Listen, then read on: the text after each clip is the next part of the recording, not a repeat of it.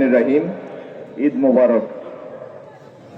আল্লাহ রাব্বুল আলামিনের কাছে শুকরিয়ার কোনো শেষ নাই। বহু বছর পরে আমার স্মৃতির মধ্যেই প্রথম যে শাহী ঈদগাহে মাইকের সামনে দাঁড়িয়ে শ্বাস খুলে কোনো কথা বলতে পারছি, এটার জন্য আল্লাহ রাব্বুল আলামিনের কাছে শুকরিয়ার কোনো শেষ নাই। আমি বহু অশীতিপর বৃদ্ধকে জানি যারা আশা ছেড়ে দিয়েছিলেন যে এই দেশে আরেকবার মুক্তভাবে শ্বাস নিতে পারবেন। আল্লাহ তার কুদরত দিয়ে আমাদেরকে সেই দিন এনে দিয়েছেন। আমি সিলেটবাসী এবং আমি জানি ফেসবুকের কল্যাণে সারা দেশের মানুষ, বিশ্বের যেখানে বাংলাদেশের মানুষরা ছড়িয়ে ছিটিয়ে আছেন, অনেকেই আমাদের কথা শুনছেন। আপনাদের সবার কাছে দোয়া চাইব যে প্রত্যাশা জাগিয়ে আমরা আপনাদের সমর্থন পেয়েছি, আল্লাহ যেন তৌফিক দেন, আপনাদের সেই প্রত্যাশার হক আদায় করার তৌফিক যেন আল্লাহ আমাদেরকে দেন। আর দীর্ঘ 1 মাস সিয়াম সাধনার পরে আজকে আমরা এখানে দাঁড়িয়েছি।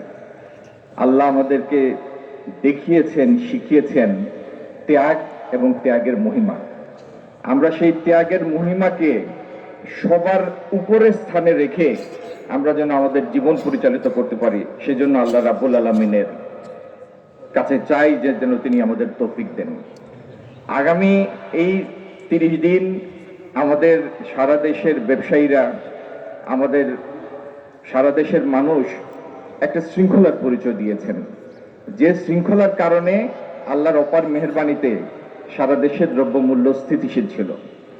আমি অনুরোধ করব আমরা আগামী রোজার মাসে আমাদের ব্যবসায়ী ভাইদের আমরা যেন মধ্যপ্রাচ্যের দৃষ্টান্ত অনুসরণ করে রোজার মাসে আমরা যেন মুনাফাটা আমরা স্যাক্রিফাইস করি, আত্মত্যাগ করি।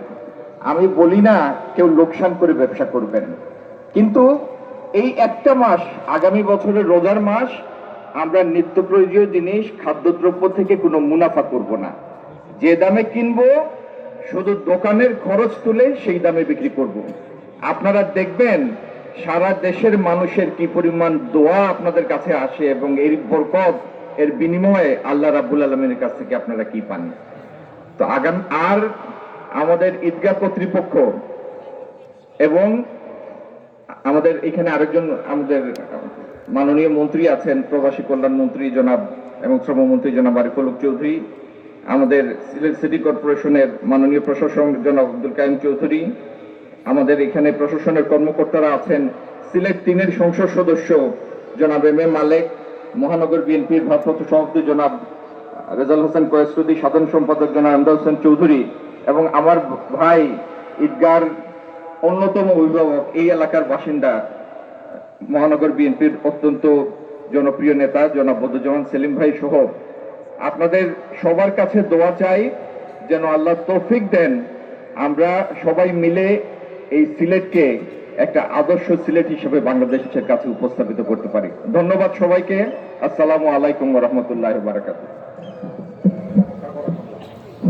এখন